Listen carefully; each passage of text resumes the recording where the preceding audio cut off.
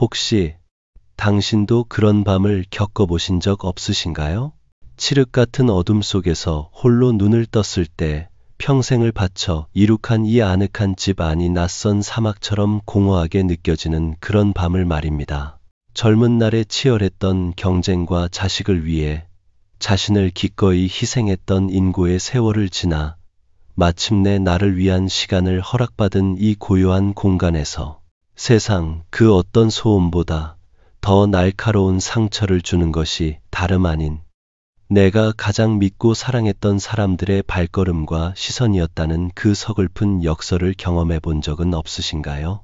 우리는 평생을 정이라는 이름 아래 서로의 집 문턱을 스스럼 없이 넘나드는 것을 미덕이라 배우고 실천하며 살아왔습니다.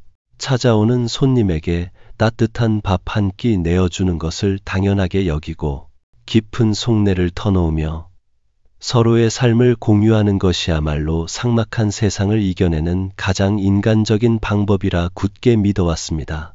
하지만 거친 시간의 강을 건너 삶의 황혼역, 그 고요한 강가에 다다랐을 때 우리는 문득 깨닫게 됩니다.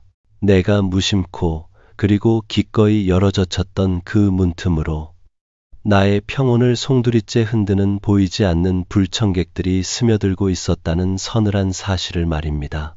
그들은 결코 흉악한 강도나 교활한 사기꾼의 얼굴을 하고 있지 않았습니다. 놀랍게도 그들은 늘 내 곁에서 환한 미소를 짓던 오랜 친구, 피를 나눈 가족, 그리고 정다운 이웃이라는 너무나도 익숙하고 다정한 얼굴을 하고 있었습니다. 오늘 저는 바로 그 다정함이라는 가면 뒤에 숨겨진 무심한 칼날이 어떻게 우리의 마지막 안식처를 위협하고 우리의 자존감을 무너뜨리는지에 대한 조금은 불편하지만 우리 모두의 남은 생을 위해 반드시 필요한 이야기를 시작하려 합니다. 이것은 단순히 문을 걸어 잠그고 세상과 등지라는 이야기가 결코 아닙니다. 이것은 나의 남은 생을 온전한 평화와 존엄으로 가득 채우기 위해 내 영혼의 마지막 성체를 지키는 현명한 주인이 되는 방법에 대한 깊은 성찰의 기록입니다. 우리 선조들이 집의 대문을 단순한 출입구가 아닌 한 집안의 위엄과 경계를 상징하는 얼굴로 여겼던 그 깊은 지혜로부터 현대 심리학이 밝혀낸 개인적 경계의 중요성에 이르기까지 우리는 상처받은 과거를 보듬고 평온한 미래를 열기 위한 길고도 의미 있는 여정을 함께 떠나게 될 것입니다. 저는 오랫동안, 정말이지 아주 오랫동안 집의 문을 활짝 열어두는 것이 사람에 대한 도리이자 제 삶이 결코 초라하지 않음을 증명하는 하나의 방식이라고 굳게 믿으며 살아왔습니다. 남편이 먼저 세상을 떠나고 자식들이 모두 제 둥지를 떠나간 뒤 찾아온 적막함 속에서 저는 그 빈 공간을 사람들의 온기로 채우고자 부단히 애썼습니다.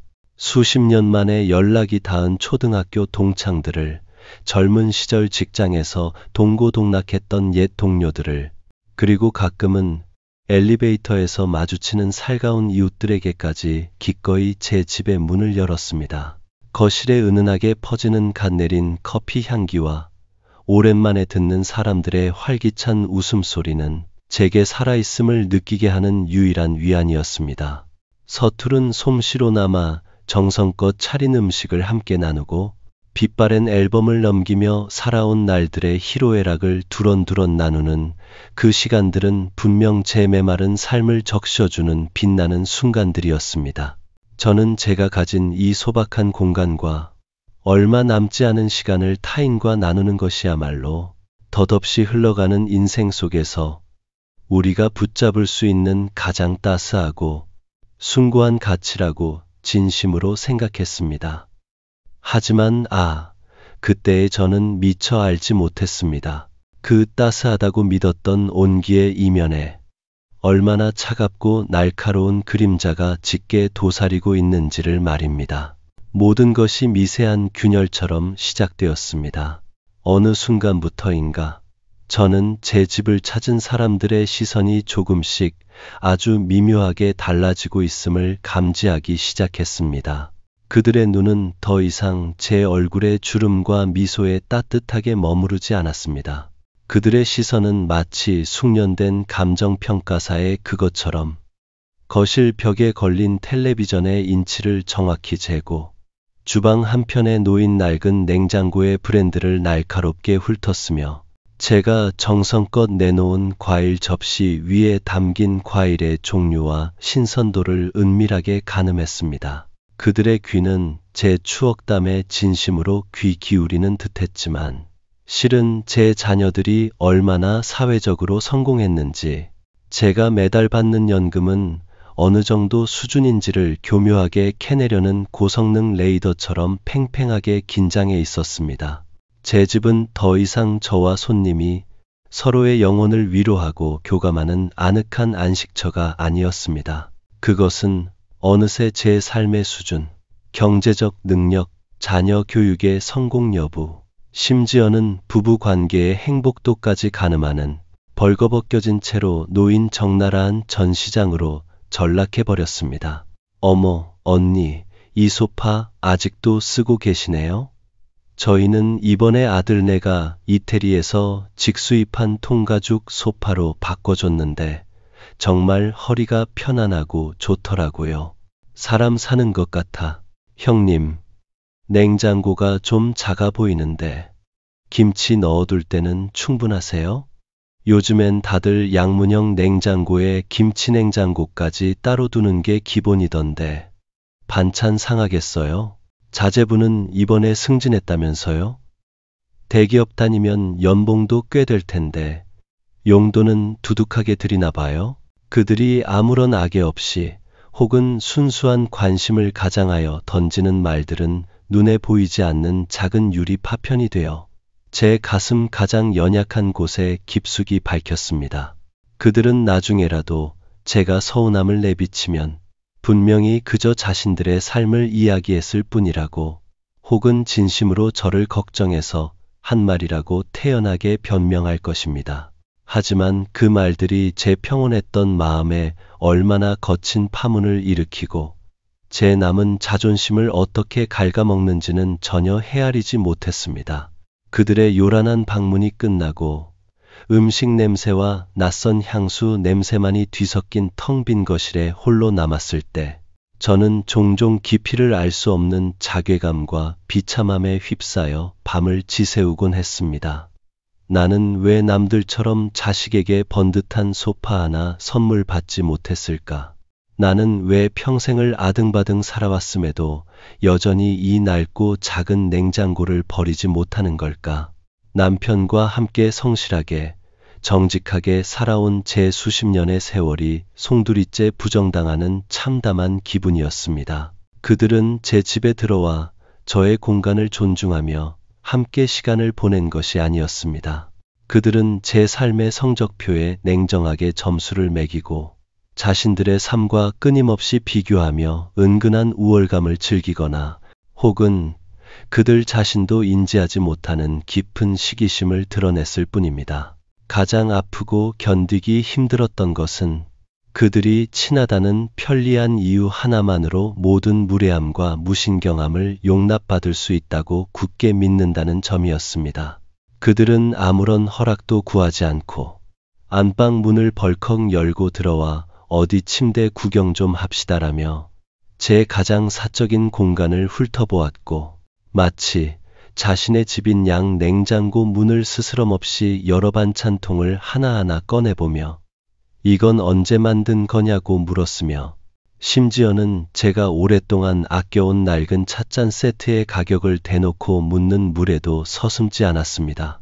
그들의 모든 행동에는 우리는 이 정도로 가까운 사이니까 이 정도의 호기심과 간섭은 당연히 괜찮아라는 무언의 폭력이 짙게 배어 있었습니다. 그들은 자신들의 그 끝없는 호기심과 경계를 모르는 무례함이 제가 한평생 소중하게 지키고 가꾸어온 이 내밀한 공간을 흙발로 짓밟고 제 마지막 자존심에 깊은 상처를 내고 있다는 사실을 전혀 조금도 인지하지 못했습니다.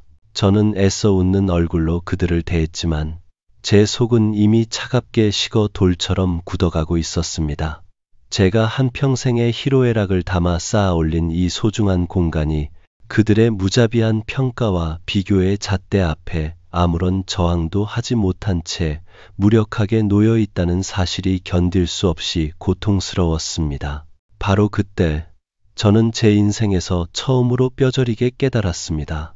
현관문을 여는 것은 단순히 사람을 집 안으로 들이는 물리적인 행위가 아니라 나의 세계, 나의 역사, 나의 가난과 나의 약점까지도 전부 내어주는, 어쩌면 내 영혼을 담보로 하는 가장 위험한 행위일 수 있다는 것을 말입니다.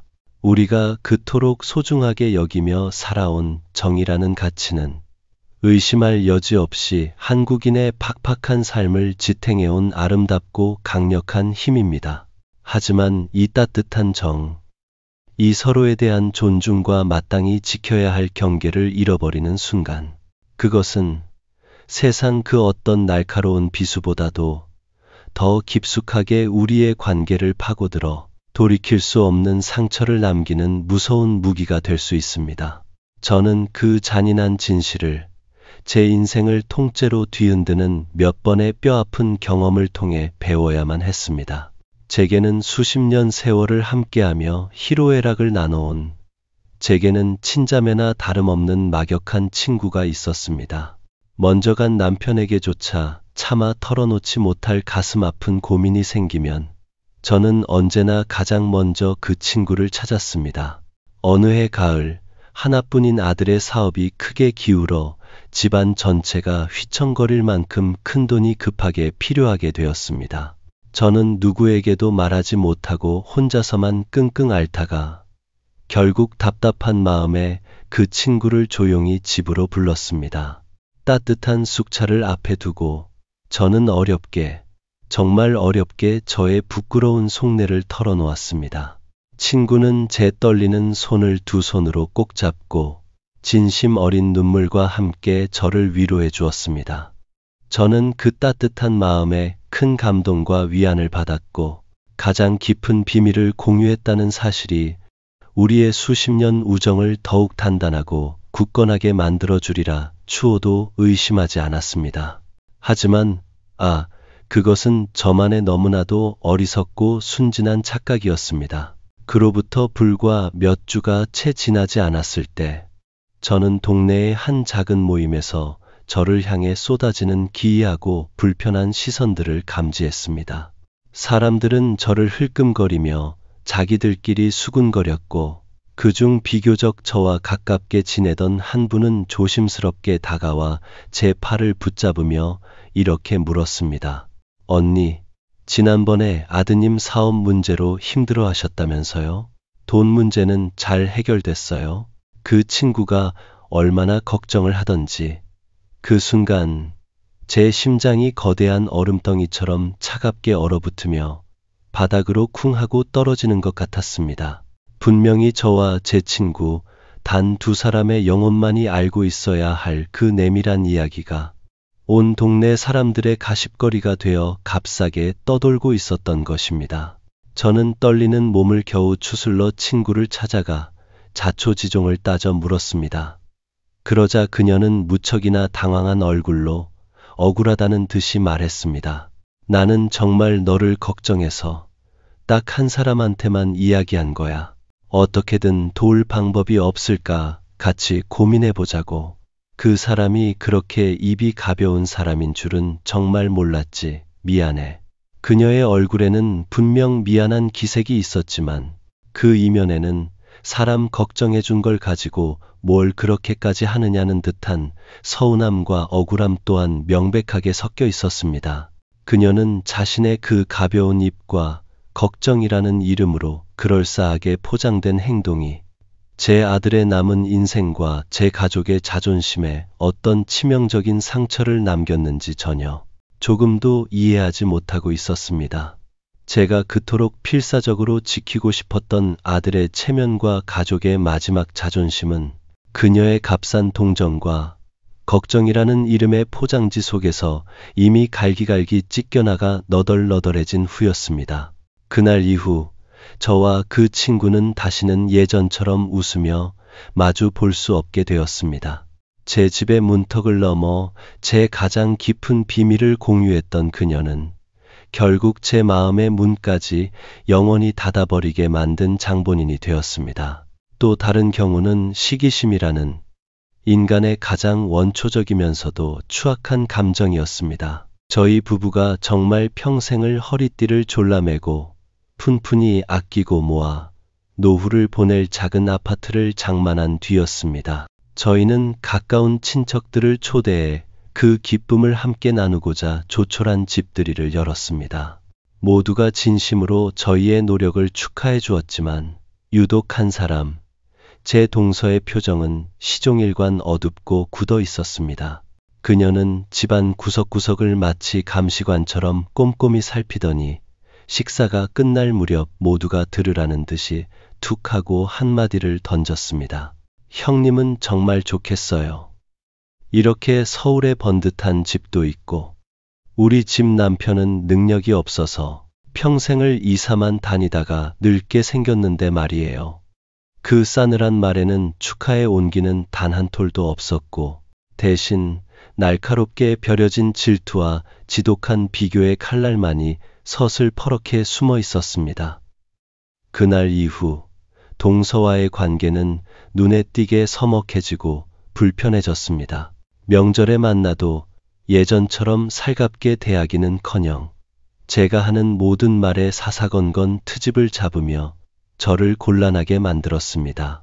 제가 이룬 작지만 소중한 성취가 제 집이라는 구체적인 공간을 통해 그녀에게 직접적으로 확인된 바로 그 순간, 그것은 더 이상 함께 기뻐할 축하의 대상이 아니라 그녀의 불행을 더욱 도드라지게 만드는 시기의 대상이 되어버린 것입니다.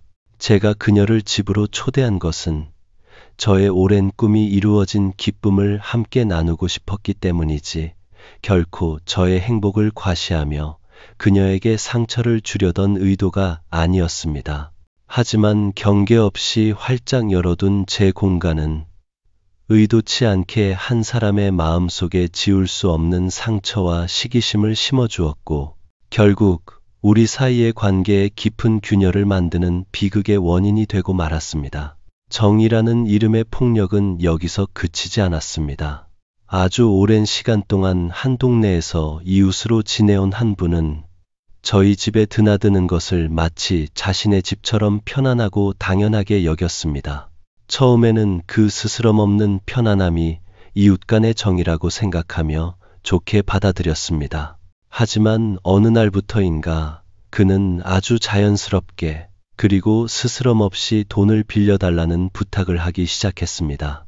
처음에는 시장에 가는데 지갑을 깜빡했다는 등의 이유로 소액이었지만 그 액수는 점점 더 대담하게 커져갔습니다.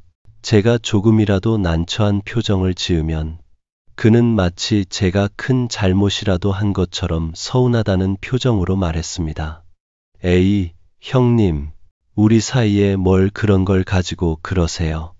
제가 떼어먹을 사람으로 보이세요. 금방 갚을 건데. 그는 가깝고 정다운 이웃 사이라는 것을 편리한 방패 삼아 제게 경제적인 부담과 심리적인 압박을 가하는 것을 너무나도 당연하게 생각했습니다. 그의 부탁을 거절하면 순식간에 정없고 냉정한 사람이 될 것만 같았고 마지못해 들어주자니 넉넉지 않은 제 노후가 발목부터 잠겨오는 듯 불안해졌습니다. 그의 잦은 방문은 더 이상 반가운 소식이 아니었고 현관의 초인종 소리만 울려도 가슴이 철렁 내려앉는 지경에 이르렀습니다. 그는 제 공간뿐만 아니라 제 지갑과 제 마음의 평온까지도 자신의 영역인 양 거침없이 침범하고 있었던 것입니다.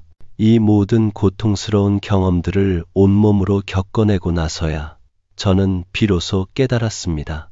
아무런 기준과 원칙 없이 무분별하게 열어둔 문은 타인에게 나의 삶을 멋대로 평가하고 질투하고 심지어는 교묘하게 이용할 수 있는 빌미와 기회를 활짝 열어주는 것과 같다는 뼈아픈 진실을 말입니다.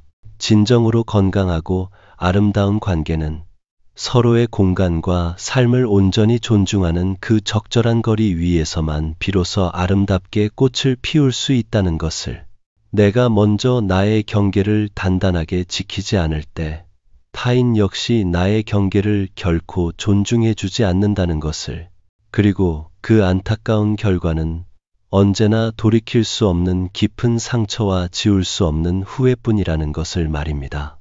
조선 후기 가장 혼란스럽고 어두웠던 시대를 온몸으로 겪어내며 위대한 학문적 성취를 이룬 실학자 다산 정약용 선생은 그의 수많은 저서를 통해 인간관계의 본질에 대한 깊은 통찰을 남겼습니다. 그는 이렇게 말했습니다. 지나치게 가까이 하면 상대는 나를 가벼이 여기게 되고 지나치게 멀리하면 원망을 품게 된다. 이 말은 비단 권력을 가진 위정자나 임금과의 관계에만 해당하는 금언이 아닙니다.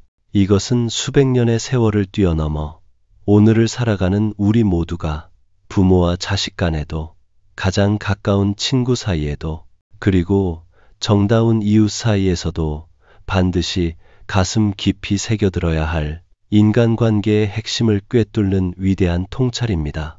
다산 선생은 인간관계에 있어서 눈에 보이지 않는 적절한 거리를 유지하는 것이 얼마나 중요한지를 평생에 걸쳐 역설했습니다. 그는 바로 그 거리가 서로에 대한 예의와 존중을 싹 틔우는 토양이 되며 한번 맺은 소중한 관계를 오랫동안 건강하고 아름답게 유지시켜주는 필수적인 자양분이라고 보았던 것입니다.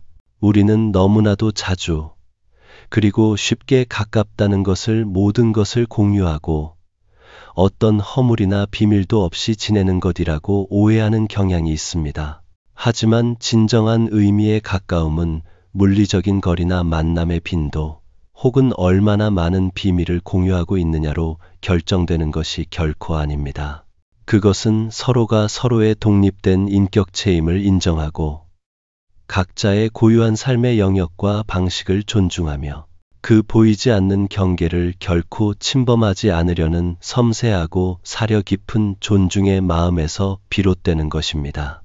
내 집이 나의 허락 없이는 누구도 들어올 수 없는 신성한 성역이듯 타인의 집 역시 그 사람의 영혼이 깃든 존엄한 성역입니다. 내가 살아가는 삶의 방식이 그 누구에게도 평가받거나 비난받아서는 안 되듯 타인의 삶의 방식 역시 있는 그대로 존중받아야 마땅합니다.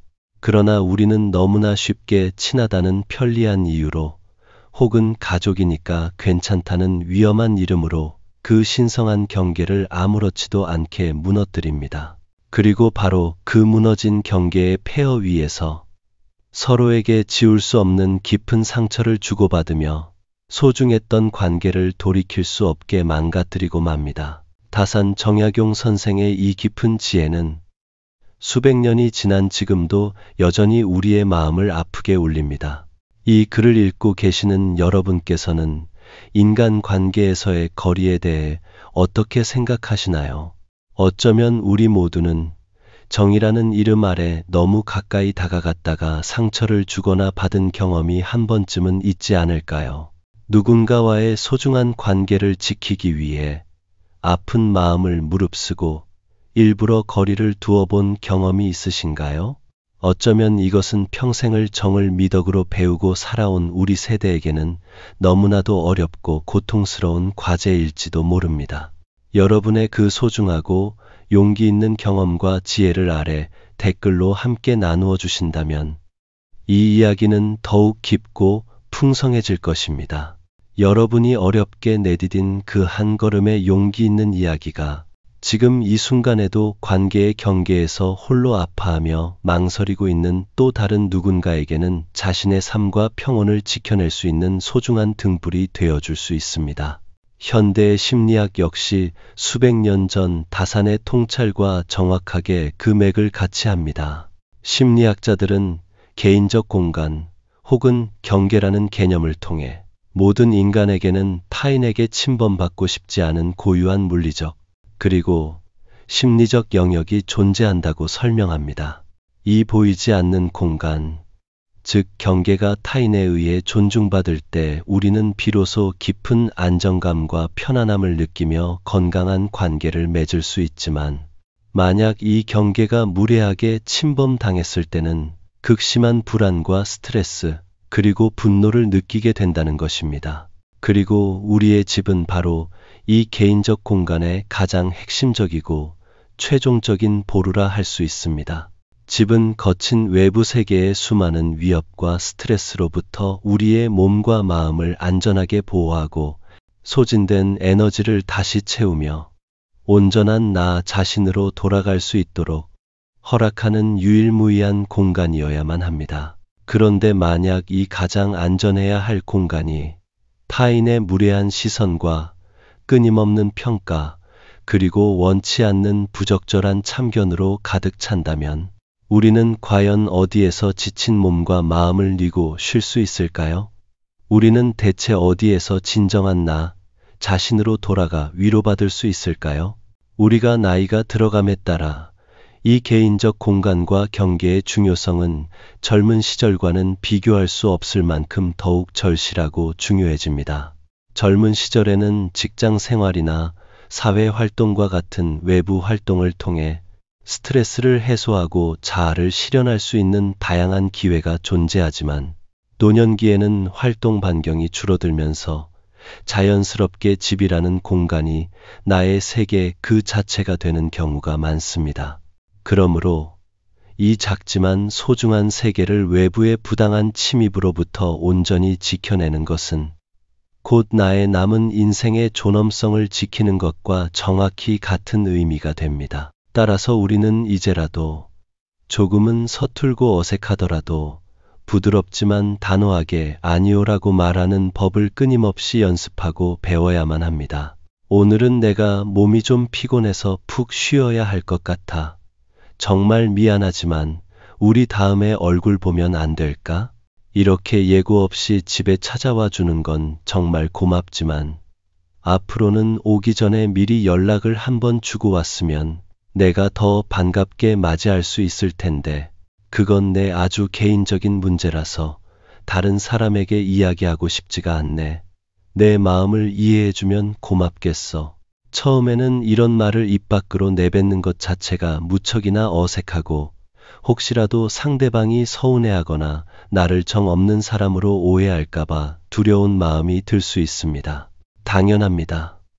우리는 평생 자신의 감정이나 필요를 표현하기보다는 타인의 기분을 먼저 살피고 맞춰주는 것을 미덕으로 배우고 살아온 세대이기 때문입니다. 하지만 우리는 반드시 기억해야 합니다. 나 자신을 위해 명확한 경계를 설정하는 것은 결코 이기적이거나 냉정한 행동이 아니라 나 자신과 상대방 모두를 궁극적으로 존중하는 가장 성숙한 표현이라는 사실을 말입니다. 나의 소중한 시간을 존중하고 나의 유일한 공간을 보호하며 나의 섬세한 감정을 지키는 것은 이 세상 그 누구도 대신해 줄 수 없는 오롯이 나 자신의 신성한 권리이자 의무입니다. 진정한 의미의 환대는 무조건 문을 활짝 열어두는 것이 아니라 서로의 경계를 온전히 존중하는 마음 위에서 따뜻한 마음을 나누는 것에서 비로소 시작됩니다. 오늘은 집에 손님을 드리고 싶지 않을 만큼 내 마음이 지쳐 있다면 정중하게 거절하고 그 대신 며칠 뒤 동네 찻집에서 따뜻한 차 한 잔을 함께 나누면 됩니다. 나의 깊은 사적인 문제에 대해 이야기하고 싶지 않다면 자연스럽게 화제를 돌려 어제 본 드라마 이야기나 즐거웠던 옛 추억을 나누면 됩니다. 가장 중요한 것은 내가 내 삶의 주도권을 결코 잃지 않는 것입니다.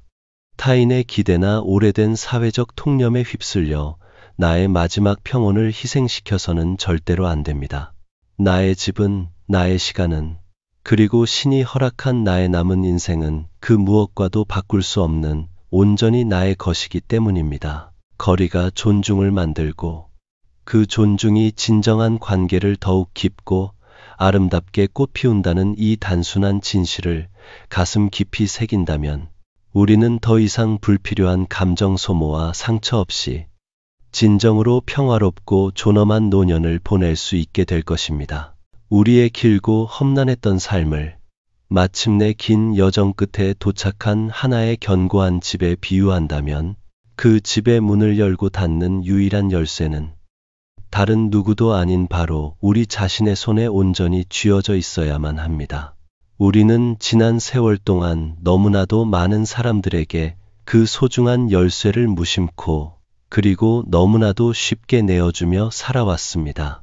때로는 정이라는 따뜻한 이름 때문에, 때로는 관계를 유지해야 한다는 사회적 압박 때문에, 그리고 때로는 홀로 남겨질지 모른다는 외로움이라는 깊은 두려움 때문에 말입니다. 하지만 이제 우리는 명확히 알아야 합니다. 이 세상 모든 사람에게 내 집의 문을 활짝 열어줄 필요는 없다는 것을, 아니, 오히려 그래서는 결코 안 된다는 것을 말입니다. 내 집은 단순히 비바람을 피하는 물리적인 공간이 아닙니다. 내 집은 수많은 상처와 풍파 속에서도 꿋꿋하게 나를 지켜온 내 영혼의 마지막 성체입니다.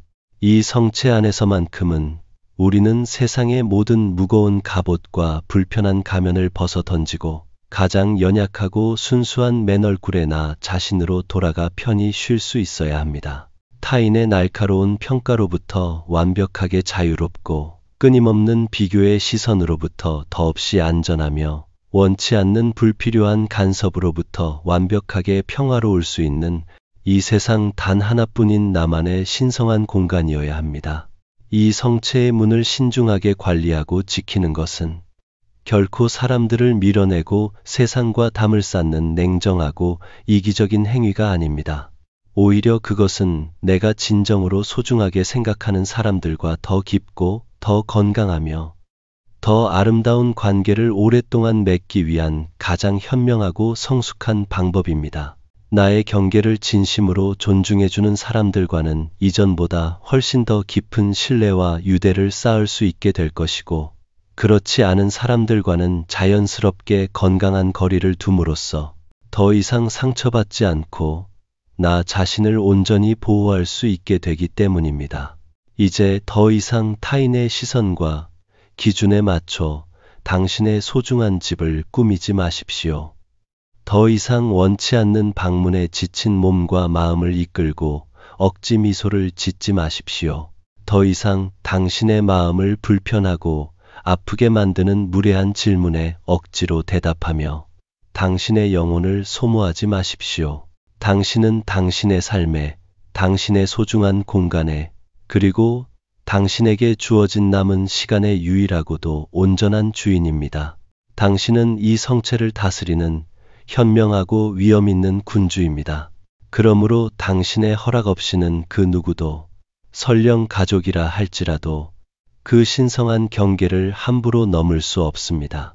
오늘 제가 조금은 길게, 그리고 어쩌면 조금은 아프게 들려드린 이 이야기가 당신의 마음에 작은 위로와 함께 희미한 울림을 주었다면, 그리고 당신의 소중한 성체를 지켜나가는데 아주 작은 용기라도 보태어 드렸다면, 망설이지 마시고 좋아요를 통해 그 따뜻한 마음을 표현해 주세요.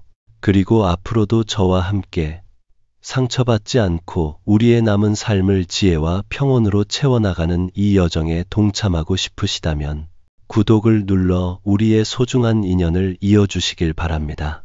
당신의 현관문 앞에 언제나 당신이 진심으로 원하고 반기는 좋은 손님만이 찾아오기를, 그리고 그 견고한 문 안에서 당신의 남은 모든 날들이 고요하고 평화로우며 더없이 존엄하기를 진심으로 응원합니다.